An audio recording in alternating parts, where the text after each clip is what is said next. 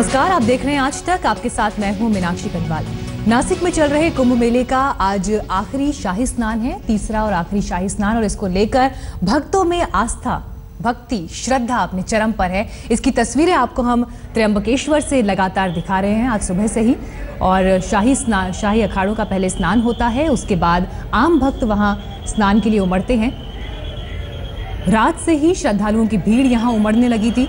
प्रशासन ने भी इसके लिए चाक चौबंद प्रबंध किए थे। लाखों श्रद्धालुओं के आने की उम्मीद थी, इसलिए वहां पर तैयारियां भी पुख्ता की गई हैं।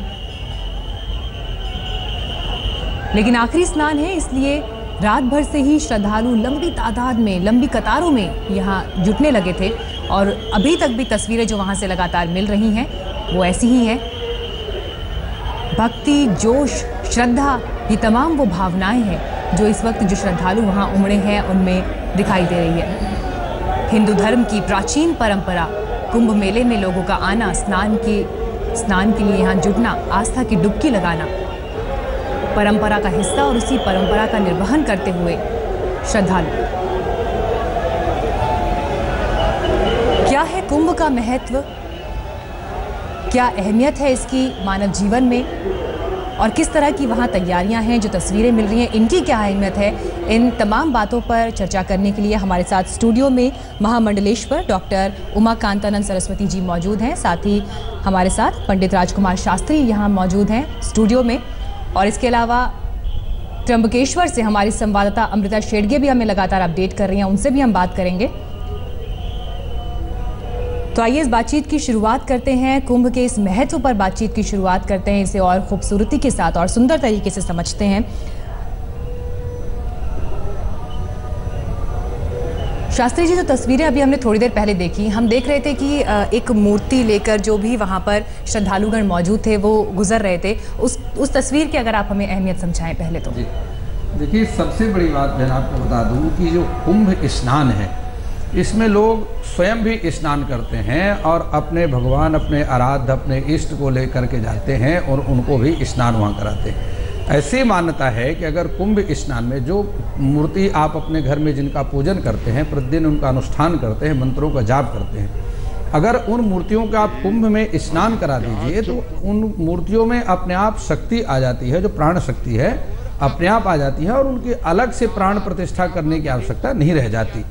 तो इसलिए जो लोग अपने घर में अपने भगवान की पूजा करते हैं, अपने इष्ट देवता की उपासना आराधना करते हैं, वो कुंभ में स्वयं भी स्नान करते हैं और अपने भगवान की भी को ही वहाँ स्नान करा करके और उनमें एक अलग से शक्ति का संचार करते हैं। कुंभ का अर्थ जिस प्रकार आप जानते हैं, कुंभ का अर्थ एक घड़ा होता है। यद अंडे तत्पिंडे और यद पिंडे तत् ब्रह्मांडे, ऐसा लिखा है कि जो इस घड़े में है, इस कुंभ में है, इस शरीर में है, वो सारे ब्रह्मांड में है और जो पूरे ब्रह्मांड में है वो सब कुछ उस कुंभ में समाया हुआ है। तो इसी प्रकार से जब हम स्नान करते हैं कुंभ के इस पावन अवसर पर, पूरे संसार के जितने तीर्थ हैं, ऐसा लिखा है कि 84 लाख तीर्थ हैं तीर्थों के महात्म्य, तो वो सभी 84 लाख जो तीर्थ हैं वो आकर के कुंभ स्थान में एकत्रित हो जाते हैं। जिस प्रकार एक मंत्र में भी आता है कि गंगे च यमुने चैव गोदावरी सरस्वती नर्मदे सिंधु कावेरी जले यस्मिन सन्निधिम कुरु। यहाँ तक कि ऐसा लिखा है कि गंगा मैया में जो लोग 12 महीना स्नान करते हैं, माघ के महीने में गंगा मैया उन सारे पापों को लेकर के प्रयागराज पहुँचती हैं और जाकर के उस प्रयागराज के संगम में उन पापों को नष्ट कर देती हैं। और प्रयागराज 12 वर्ष तक सारे पापों को एकत्रित करते हुए और गोदावरी में जब जाकर के सिंहस्थ कुंभ लगता है तो उन पापों को ले जाकर के उसमें उनकी आहुति दे देते हैं, यानी नष्ट कर देते हैं। तो गंगा, यमुना आदि जगह जगह क्षेत्रों में जो लोग 12 महीना स्नान करते हैं, वर्षों वर्षों तक स्नान करके अपने पापों को नष्ट करते हैं, उन सभी पापों का समूह जो है वो जाकर के कुंभ स्नान से नष्ट हो जाता है। और सबसे बड़ी बात है कि देखिए, बहुत बड़ी बात है कि भाद्रपद का महीना चल रहा है और इसमें शुक्ल पक्ष चल रहा है और शुक्ल पक्ष की आज द्वादशी तिथि है और द्वादशी तिथि भगवान विष्णु को समर्पित तिथि है। इस तिथि पर जो व्यक्ति स्नान करेगा, जिन्होंने 1 महीने से सिंहस्थ सूर्य में, सिंहस्थ बृहस्पति में या चंद्रमा में स्नान नहीं किया, क्योंकि हमेशा गोदावरी का कुंभ तभी लगता है जब सिंह राशि पर बृहस्पति सिंह राशि पर सूर्य और सिंह राशि पर ही चंद्रमा, ये सूर्य चंद्रमा और बृहस्पति का जब त्रिग्रही योग बनता है तब जाकर के कुंभस्थ सिंह का आरंभ होता है। तो ऐसी स्थिति में, और ये चौथा संयोग बन रहा है, द्वादशी तिथि जो कि भगवान विष्णु को समर्पित तिथि है, ऐसी तिथि में और ऐसे पुण्य काल में, इसलिए आज जो स्नान हो रहा है इसका नाम है अमृत स्नान, क्योंकि चौघड़िया भी अमृत की चल रही है। तो इस अमृत स्नान को जो व्यक्ति कर लेगा उसको 12 वर्ष तक, जिन्होंने कुंभ स्नान नहीं किया और फिर इस 1 महीने तक जो पूरा पर्व चल रहा है इसमें जिन्होंने स्नान नहीं किया, उसका सारा पुण्य उसको प्राप्त हो जाएगा। और इसके बाद, आज के बाद कुंभ स्नान समाप्त हो जाएगा, अखाड़े अपने अपने स्थान को वापस जाने शुरू हो जाएंगे। और इसके बाद फिर 12 महीना, चूंकि यह त्र्यंबकेश्वर का स्थान है, ज्योतिर्लिंग का स्थान है, भगवान ब्रह्मा विष्णु और शिव तीनों शक्तियां वहां विराजमान है, महाकाली, महालक्ष्मी, महासरस्वती, सतोगुण, रजोगुण, तमोगुण, ये तीनों शक्तियां यहाँ विद्यमान है। तो इस गोदावरी में 12 महीना स्नान करने का एक अपना अलग ही महत्व होता है। बड़ी सुंदर बातें आपने यहाँ पर बताई, और जीवंत उदाहरण इसे कहा जाएगा कि लोग अपने घर में जिस प्रतिमा की पूजा करते हैं उसे लेकर भी आते हैं, उन्हें भी रिझाते हैं और वैसे ही स्नान के लिए यहाँ लेके आते हैं। या प्राण प्रतिष्ठा का जो आपने जिक्र किया, ये अपने आप में जीवंत उदाहरण है, जिसकी तस्वीरें हमने अपने दर्शकों को भी अभी दिखाई। 4 कैमरों से तस्वीरें आपको दिखा रहे हैं हम नासिक में जो ये मेला चल रहा है और उसका शाही स्नान, आज आखिरी शाही स्नान है। 3 घाटों पर इस स्नान की व्यवस्था की गई है, और जैसा हमें अमृता अपडेट कर रही थी कुछ देर पहले, 12 से 15 हज़ार पुलिसकर्मियों की तैनाती की गई है ताकि सुरक्षा व्यवस्था वहां पर चाक चौबंद रहे। इसके अलावा 700 विशेष बसें चलाई गई ताकि श्रद्धालुओं को किसी तरह की दिक्कत ना हो वहां पहुंचने के लिए। तो इंतजाम वहां पर तमाम, और शाही अखाड़ों का पहले स्नान होता है, उसके बाद आम लोग वहां स्नान के लिए उमड़ते हैं। और व्यवस्था इसके लिए किस तरह की गई है ये भी तस्वीरों में आप लगातार देख रहे हैं। महामंडलेश्वर डॉक्टर उमाकांतानंद सरस्वती जी यहाँ स्टूडियो में हमारे साथ मौजूद हैं। स्वामी जी, आपसे मैं 2 बातें यहाँ समझना चाहूँगी। एक तो ये कि आम स्नान और शाही स्नान में क्या फ़र्क होता है, और दूसरा जो अखाड़े स्नान करते हैं, अगर उसका महत्व आप हमारे दर्शकों को बता सकें। देखिए, आम स्नान तो रोज़ घर में भी लोग स्नान कर रहे हैं, लेकिन तीर्थ में आम स्नान का भी विशेष महत्व होता है। और जैसा कि अभी शास्त्री जी ने कहा कि विशेष मुहूर्त होता है शाही स्नान का, आज जैसे मुहूर्त है, उस विशेष मुहूर्त में ग्रहों की स्थिति उस विशेष जगह पे ऐसी पड़ती है जो आदमी के लिए कल्याणकारी होती है। तो उसी मुहूर्त में शाही स्नान की तिथि तय की जाती है जो हमारे लिए स्वास्थ्य के लिए लाभकारी हो, आध्यात्मिक रूप से लाभकारी हो, सामाजिक दृष्टि से हमें लाभ दे सके, और इसलिए इसे अमृत तुल्य माना जाता है जो हर प्रकार से कल्याण करे। तो ये एक तो इस शाही स्नान का, और दूसरा, और आपने कुछ पूछा था जी, अखाड़ों का जो स्नान है जी, उसके बारे में आप हमारे दर्शकों देखिए, अखाड़ों के स्नान, संत है, अखाड़े मतलब कुछ अलग से तो होता नहीं, संतों के समूह को ही अखाड़ा कहा जाता है। और संत मनुष्य के अंदर ही वो व्यक्ति जो कठिन तपस्या करके आध्यात्मिक ऊर्जा जागृत करता है, अपने विकारों को दूर करता है और दूसरों को भी तृप्त करने के लिए, शक्तिपात करने के लिए, उसकी ऊर्जा जागृत करने के लिए अपने पास वो अर्जन करता है तपस्या का। और ऐसे संत आकर उसमें स्नान करते हैं, जैसा कि आपकी वो रिपोर्टर भी बता रही थी कि तपस्वी लोग आते हैं, पहले उनका स्नान होता है ताकि वो ऊर्जा दे सके नदी के अंदर, उसके बाद दूसरे लोग स्नान करें तो उनको अधिक से अधिक लाभ मिल सके जी। कहा जाता है कि नदी में, गंगा जी में या अन्य नदियों में लोग अपना पाप धो लेते हैं। तो पूछा गया, शास्त्रों में ऐसा वर्णन आता है कि तो नदी का पाप कहाँ जाता है, वो तो पाप बढ़ता ही जाएगा। तो ऐसा भी माना जाता है कि नदी में आम लोग अपना पाप छोड़ते हैं और तपस्वी लोग अपनी तपस्या से जाकर वो पाप हरते हैं, क्योंकि ये भी कहा गया है कि तपस्वी अपना पाप धोने के लिए नदी में स्नान नहीं करते, बल्कि नदी में आए हुए जनमानस के पाप को धोने के लिए वो नदी में जाते हैं जी। बिल्कुल मान्यताएं हैं ये, और मान्यता भी ऐसी उच्च कोटि की हैं कि जिनको सुनकर भी बहुत अच्छा इस वक्त महसूस हो रहा है। अब शास्त्री जी, यहाँ पर एक बात जो हम अक्सर देखते भी हैं, इस वक्त मेरे मन में भी ये जिज्ञासा है कि इन तस्वीरों को देखते हुए लग रहा है कि काश हम भी इस वक्त वहाँ होते। तो ऐसे बहुत से लोग होंगे जो नहीं जा पाए या जाना चाहते थे लेकिन संभव नहीं हो पाया, उन लोगों के लिए भी क्या कोई यहाँ पर व्यवस्था होती है या किसी तरह का कोई विधान है? बहुत अच्छी बात पूछी है, और इससे जगत का कल्याण होगा। और इस टीवी चैनल के माध्यम से मैं सभी को बतलाना चाहूँगा, क्योंकि यह एक आस्था का केंद्र है और यहाँ भावो ही विद्यते देव तस्मात् भावो ही कारणम। अगर व्यक्ति के अंदर भाव है तो भगवान फिर उसके पास ही हैं, तीर्थ भी उसके पास हैं। तो ऐसे बहुत सारे लोग हैं जो आज गोदावरी में बहुत सारी भीड़ के कारण नहीं जा सकते, डरते हैं क्या कोई ट्रेजेडी ना हो जाए। इस प्रकार से लोगों के मन में एक भय भी रहता है, क्योंकि आज करोड़ों की संख्या में इस कुंभ स्नान में लोग आते हैं, देश विदेशों से लोग आते हैं, एक आस्था का केंद्र है।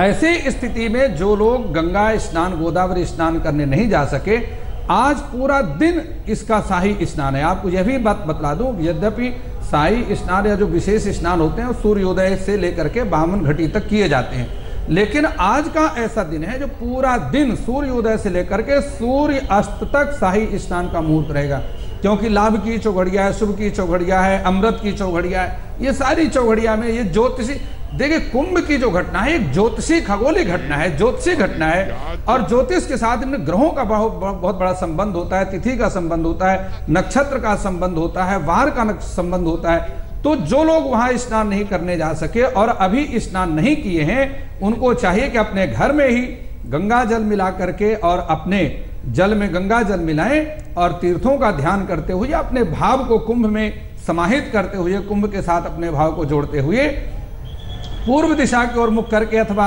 उनके घर से जिस दिशा की तरफ गोदावरी पड़ती हैं उस दिशा की तरफ मुख करके और अपने मन में भाव का, क्योंकि भाव जब मन में आ जाता है तो भगवान को प्रकट होने में देर नहीं लगती, तो स्नान कर सकते हैं। और अपने ग्रह नक्षत्र के अनुसार अगर किसी के ऊपर शनि की 60 सती चल रही है या शनि की ढैया चल रही है या शनि की महादशा चल रही है, राहु की स्थिति ठीक नहीं है, ऐसे लोगों को चाहिए कि निश्चित रूप से जल में कुशा मिला करके या जल में काले तिल मिला करके या जल में तेल मिला करके या जल में दूध मिला करके अपनी राशि के अनुसार स्नान करें, अथवा जल में जो है लाल चंदन मिला करके स्नान करें। निश्चित रूप से उनके ग्रह दोषों का निवारण भी हो। धर्मेण हन्यते व्याधि, धर्मेण हन्यते ग्रहा, धर्मेण हन्यते शत्रु, यतो धर्मस्ततो जया। जहां धर्म है वहीं पर जय होती है। धर्म के द्वारा ग्रह शांत हो जाते हैं, धर्म के द्वारा शत्रुओं को मित्र बनाया जा सकता है। धर्म ऐसी स्तंभ में इतनी बड़ी शक्ति है धर्म के अंदर कि व्यक्ति जो है धर्म के कारण अपनी सारी बैर भाव को,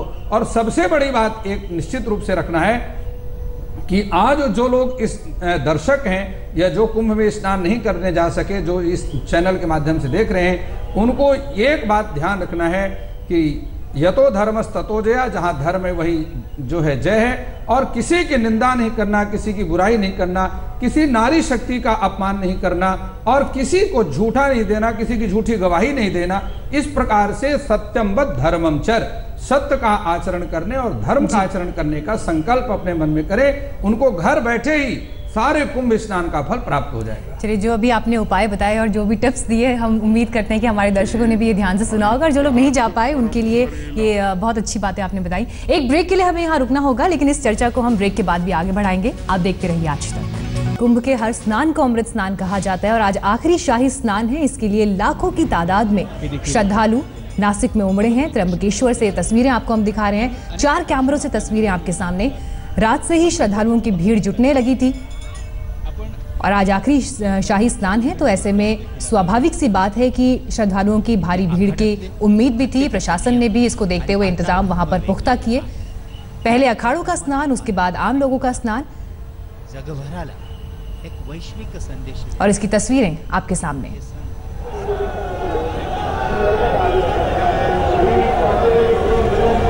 हमारे साथ स्टूडियो में हमारे खास मेहमान लगातार बने हुए हैं। सही सीधे रुख करेंगे महामंडलेश्वर डॉक्टर उमाकांतानंद सरस्वती जी का। स्वामी जी, एक बात जो आप पहले भी हम जब शो कर रहे थे उस वक्त आपने इस बात का जिक्र किया कि कुंभ अपने आप में एक तरह की धर्म संसद है। यहाँ से विचार आपस में मिलते हैं, साधु संत एक जगह पर जुटते हैं, तो किस तरह से उसके बाद ये जो आयोजन होता है, इससे क्या संदेश लोगों में जाता है, किस तरह से ये हिंदू धर्म को आगे बढ़ाता है? देखिए कि हिंदू धर्म एक बहुत बड़ा धर्म है, बहुत सारी मान्यताएं हैं, बहुत सारी विधि व्यवस्था है, और पहले के ज़माने में ये पूरे विश्व में फैला हुआ था। आदिकाल से अगर देखें संस्कृतियों का इतिहास, तो उसमें जो सनातन और हिंदू संस्कृति है, इसके अलावा कोई संस्कृति थी नहीं उतनी पुरानी। जो अभी रिसर्च किया जा रहा है, खोज में जो मिल रहा है कि राम सेतु 2 लाख साल पुराना, अभी ने किसी ने तो 5000 साल पुराना बोल दिया, अभी एक रिसर्च किया था किसी ने, लेकिन सबसे पुरानी संस्कृति है हमारी। और विश्व में जब कोई संस्कृति नहीं थी तो कौन सी संस्कृति थी? यही संस्कृति थी, और सारी दुनिया में लोग रहते थे, तो फिक्स था भले ही पौराणिक मान्यता के हिसाब से कि जहाँ पे कलश रखा गया, अमृत गिरा, वहाँ स्नान करने हम जाएं और उसी बहाने अच्छा, एक सेकंड मैं आपको रोक रही हूँ। ये सवाल मैंने आपसे इसलिए भी पूछा कि एक बार मुझे भी कुंभ कवर करने का मौका मिला था और उस वक्त मैंने ये देखा था कि स्नान तो जो हो रहा है वो लोग अपनी आंखों से देख रहे हैं, लेकिन शास्त्रार्थ जब होते हैं संस्कृत में वो होते हैं और शायद आम लोग उसको उस तरह से समझ नहीं पाते। अभी तो हिंदी में हो रहे हैं आजकल, तो फिर भी वो जिस तरह से होते हैं लोग उसे उतने आसानी से समझ नहीं सकते। तो अगर आप उसे हमारे व्यूअर्स के लिए, हमारे दर्शकों के लिए समझा सकें कि क्या उसका महत्व पूरी दुनिया में फैले हुए थे लोग और सभी इसी संस्कृति को मानते थे और उस मान्यता को चलाने वाले धार्मिक लोग होते हैं, संत महात्मा होते हैं। तो पूरे कुंभ में 12 साल में या 6 साल में इकट्ठा होते थे और संस्कृति एक तो आंतरिक चीज़ है, साधना करने का विषय है, अपने जीवन को आध्यात्मिक बनाने और लक्ष्य तक पहुंचने का विषय है, और दूसरा हमने पहले भी जिक्र किया कि समाज की जितनी भी व्यवस्थाएं हैं, वो नैतिकता हो, धार्मिकता हो, राजनीति हो, जीने की जितनी भी विधियां हैं वो सब धर्म के अंदर ही आती है जी। वो बाहरी स्वरूप है, लेकिन उसमें परिवर्तन की आवश्यकता होती है समय समय पर। तो इसमें ब्रह्मचारी, गृहस्थ, वानप्रस्थी, सन्यासी, साधु, महात्मा सब पूरी दुनिया से, कहते हैं सप्तदीपा वसुंधरा, 7 दीपों से सप्तऋषि भी इकट्ठा होते थे उस जमाने में। और महात्मा लोग आपस में निर्णय लेते थे कि इस 12 साल में जो बाहरी स्वरूप है धर्म का वो कितना इफेक्टिव है अथवा उसमें कौन सी कमियां आ गई हैं जिसको बदल देना चाहिए, और उसमें सुधार भी किया जाता रहता था। उस धर्म संसद के अंदर ये निर्णय लिया जाता था। आज भी कुंभ के अंदर अलग अलग कैंपों में धर्म संसद ये चर्चाएं आपस में चलती हैं, चलती हैं। सबसे बड़ी बात ये है कि इतने विराट संस्कृति को, इतने भव्य बातों को कैसे आप कुछ शब्दों में समाहित करें, ये अपने आप में भी एक चुनौती है। इसी चर्चा को मुझे यहाँ रोकना होगा क्योंकि वक्त भी कम है, लेकिन आप दोनों का बहुत बहुत शुक्रिया हमारे साथ यहाँ जुड़ने के लिए और ये सभी बातें हमें बताने के लिए। चलिए एक छोटे से ब्रेक के लिए हम यहाँ रुकेंगे, आप बने रहिए आज तक के साथ।